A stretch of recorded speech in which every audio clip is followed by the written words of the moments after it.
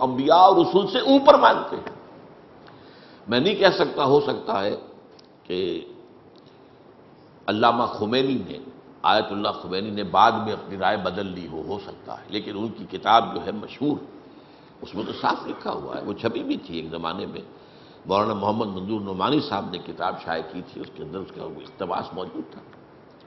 جو مقام اور مرتبہ ہمارے ائمہ معصومین کا ہے، اس تک نہ ملائکۃ المقربین میں سے کسی کی رسائی ہے، نہ انبیاء مرسلین میں سے کسی کی رسائی ہے۔ یہ تو جہالت ہے، خالص جہالت ہے۔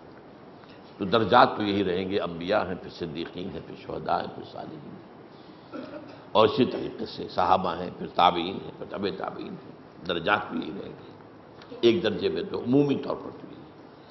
لیکن یہ کہ اجر و ثواب کے اعتبار سے، اور ایک خاص حدیث میں آئے گا، ابھی ہم پڑھیں گے، بعض پہلوؤں سے ہو سکتا ہے بعض والوں کے لیے بہت اونچے مراتب، بہت بلند مراتب، اور یہ اس لیے ان کو واضح کرنا ضروری ہے کہ یہ نہ سمجھیے کہ دروازے بند ہو گئے، گیٹس آر اوپن، آؤ آگے بڑھو۔ میں نے میٹرک میں نظم پڑھی تھی، بڑی پیاری نظم، چیریٹیز، انگریزی کے ہمارے نصاب میں تھی وہ، charities that soothe and heal and bless are scattered over the feet of men like flowers۔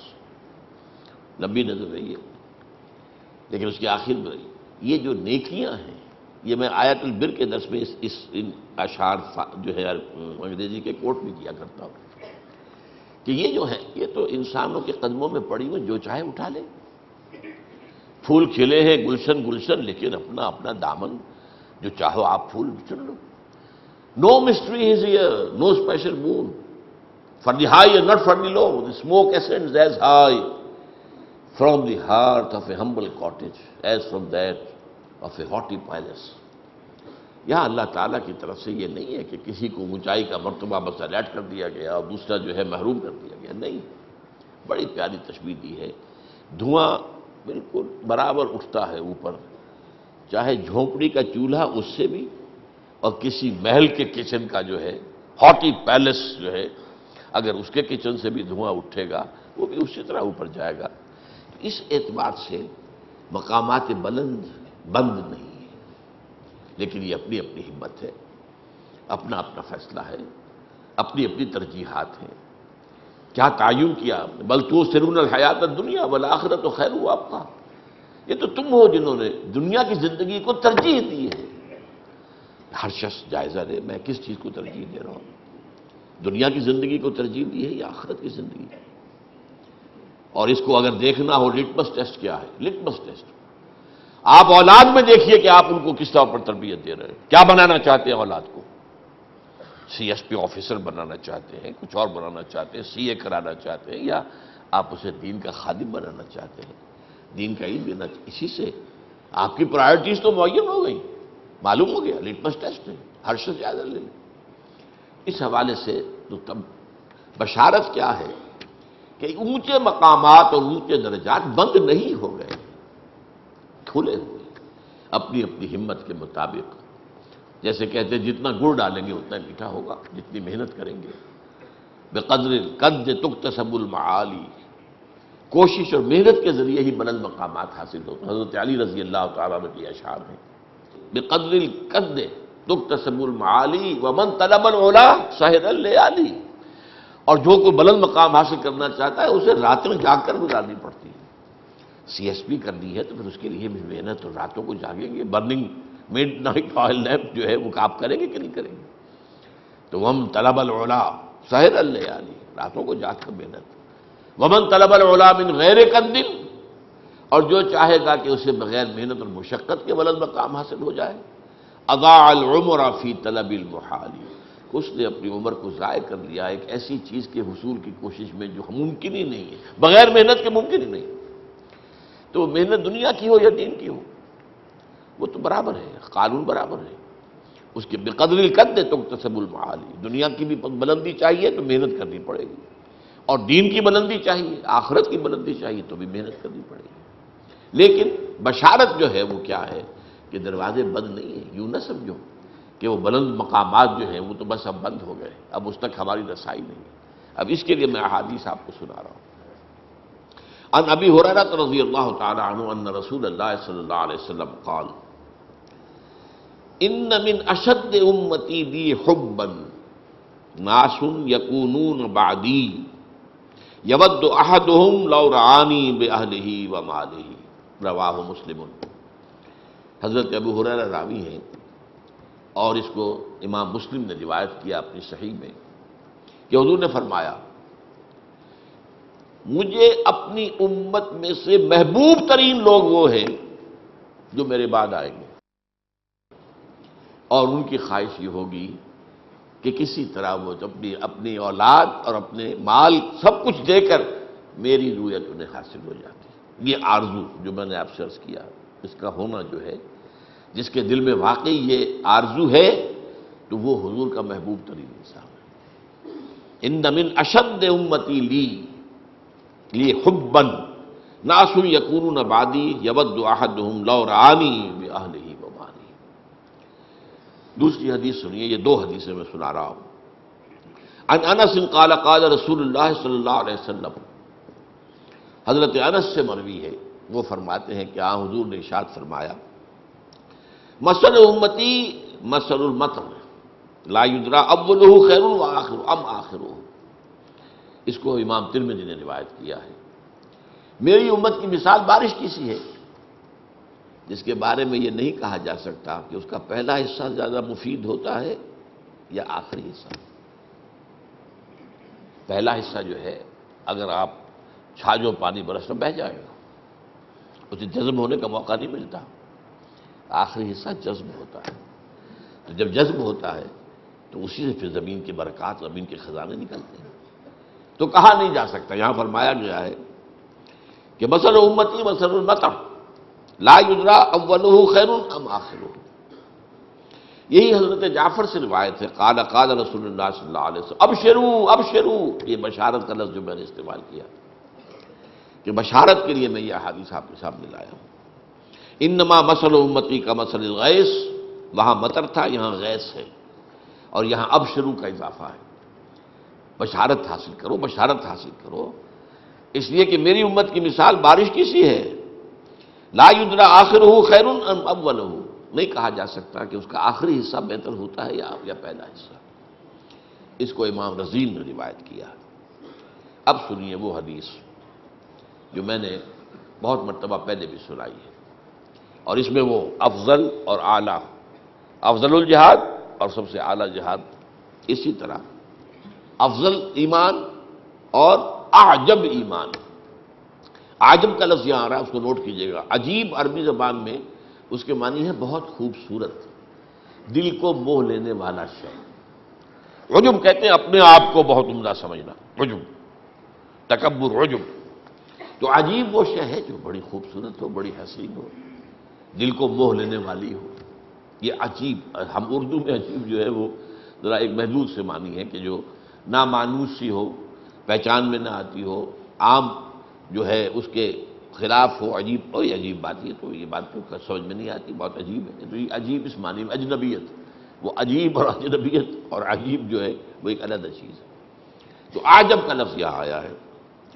یہ ہے بیہقی کی روایت ہے، عن عمرو بن شعیب رضی اللہ عنہ قال قال رسول اللہ صلی اللہ علیہ وسلم۔ حضرت عمرو بن شعیب سے روایت ہے کہ حضور نے فرمایا، صحابہ آپ چشم تصور سے دیکھیے، صحابہ کا مجمع ہے، حضور تشریف فرمائے، صحابہ بھی ہیں۔ حضور پوچھتے ای الخلق اعجب الیکم ایمانا، آپ لوگوں کے نزدیک بھلا سب سے زیادہ حسین اور خوبصورت ایمان مخلوقات میں سے کس کا ہے؟ اب یہ حضور کا ایک خاص انداز ہوتا تھا تعلیم کا، اور یہ موسٹ نیچرل ہے۔ پہلے سوال کرو، جس سے جو بھی آپ کے سامعین ہیں، آپ کے متعلمین ہیں، آپ کے شاگرد ہیں، آپ کے زیر تربیت ہیں، ان کے ذہن جاگیں، پہلے وہ خود کوشش کریں، سوچیں، اس کا جواب تب معلوم کر لیں۔ پھر جب اس ایکسرسائز کے بعد اصل بات سامنے آئے گی، تب اس کی حقیقت اور عظمت کھلے گی، اور پھر وہ ذہن نشین ہو جائے گی۔ تو فرمایا آپ نے ای الخلق اعجب الیکم ایمانا، آپ بتائیے آپ کے نزدیک، حضور نے فرمایا کہ تمام مخلوقات میں سب سے حسین، سب سے عجیب، سب سے دل ربا، دل آویز ایمان کس کا ہے؟ قالو، اب اس میں 3 اٹمپٹس ہیں صحابہ کی. قالو الملائکہ، ملائکہ کا ایمان. ظاہر بات ہے ملائکہ کا ایمان، وہ تو ایمان بالشہادہ ہے، وہ جو ہمارے لیے ایمان بالغیب ہے ان کے لیے تو ایمان بالشہادہ ہے، سب چیزوں کی نگاہوں کے سامنے. حضور نے ریجیکٹ کر دیا. وما لهم لا يؤمنون وهم عند ربهم، وہ کیسے ایمان نہ لائیں جبکہ ان کو تو اپنے رب کے سامنے ہے. کون سا تیر مارا انہوں نے جو ایمان لائے؟ ان کے لیے تو کوئی ایمان جو ہے وہ کوئی اونچے درجے کا شہد نہیں ہے، ان کے لیے کوئی قسم نہیں ہے، اس میں کوئی مقام نہیں. وہ عند ربهم، بس رب کے پاس. اب دوسری اٹمپٹ میں صحابہ نے کہا فالنبیون، پھر انبیاء کا معاملہ ہے. فرمایا وما لهم لا يؤمنون والوحی ينزل علیہم، وہ کیسے ایمان نہ لاتے جبکہ ان پر تو وحی نازل ہو رہی تھی. اب یہاں بھی آپ نے گویا کہ اس کو بھی ریجیکٹ کر دیا کہ نہیں، یہ بھی نہیں. عجب نہیں ہے ایمان، افضل ہوگا، افضل ہے، لیکن یہ کہ سب سے پہلے تو ایمان لانے والے خود حضور ہیں. آمن الرسول بما انزل الیہ من ربہ والمؤمنون انا اول المؤمنین. لیکن یہ ہے کہ وہ افضلیت اور ہے یا اعجبیت اور ہے، جو سب سے زیادہ عجیب اور وسیع اور دلربا اور خوبصورت ہے. اور اس کے بعد تیسری تو پھر وہ ڈرتے ڈرتے کہا ہوگا، ذرا جھجکتے ہوئے فنحن، پھر ہمارا ایمان سب سے عجب ہونا چاہیے. آپ نے اس کو ریجیکٹ کر دیا. وما لکم لا تؤمنون وانا بین اظہرکم، تم کیسے ایمان نہ لاتے جبکہ میں تمہارے درمیان موجود ہوں؟ تمہارا کون سا کمال ہے؟ اب یہ 3 اٹمپٹس کو ریجیکٹ کرنے کے بعد وہ فرماتے ہیں فقال رسول اللہ صلی اللہ علیہ وسلم، اب آپ نے فرمایا ان اعجب الخلق الی ایمانا لقوم یکونون من بعدی یجدون صحفا فیہا کتاب اللہ فیؤمنون بما فیہا. میرے نزدیک جو حسین ترین ایمان ان لوگوں کا ہوگا جو میرے بعد آئیں گے. وہ مجھے نہیں دیکھیں گے، میری صحبت سے فیض یاب نہیں ہوں گے. انہیں تو کچھ صحیفے اوراق ملیں گے جن میں کتاب اللہ لکھی ہو، اور وہ اس پر ایمان لائیں. اب یہ ہے عجب ایمان کا دروازہ تو کھلا ہوا. افضل ایمان وہ تو ظاہر بات ہے سب سے افضل انبیاء کا، پھر صحابہ کا، وہ علیہ بات ہے. لیکن عجب ایمان کا دروازہ تو بند ہے. اب یہ ہم نے بند کر لیا ہو تو یہ ہم مجرم ہیں. کون قرآن کو پڑھتا ہے؟ کون اس کے لیے عربی زبان سیکھے گا؟ یجدون صحفا فیہ کتاب اللہ فیؤمنون بما فیہا، جنہیں صحیفے ملیں گے، اوراق ملیں گے، کتابیں ملیں گی، اس میں اللہ کی کتاب درج ہوگی، مصحف ملیں گے، وہ جو کچھ اس میں ہے اس پر ایمان لائیں. تو یہ دروازہ تو کھلا ہے عجب ایمان کا. جیسے پھر عرض کیا اب یہ ہم نے خود ہی، تو ہی ناداں چند کلیوں پر قناعت کر گیا، ورنہ گلشن میں علاج تنگی دامہ بھی ہے. پھول تو کھلے ہیں گلشن گلشن، لیکن اپنا اپنا دامن. اگر آپ اس کے لیے محنت نہیں کرتے، اس کے لیے کوشش نہیں کرتے، اس کے لیے جد و جہد نہیں کرتے تو ظاہر بات ہے محروم ہیں. لیکن دروازے بند نہیں ہیں، وہ اعلیٰ مراتب ہیں، ان کے دروازے بند نہیں ہیں. دی doors are not closed، دروازے کھلے ہوئے. اگرچہ یہ ہے کہ سلۃ من الاولین و سلۃ من الآخرین، وہ اصحاب الیمین ہے.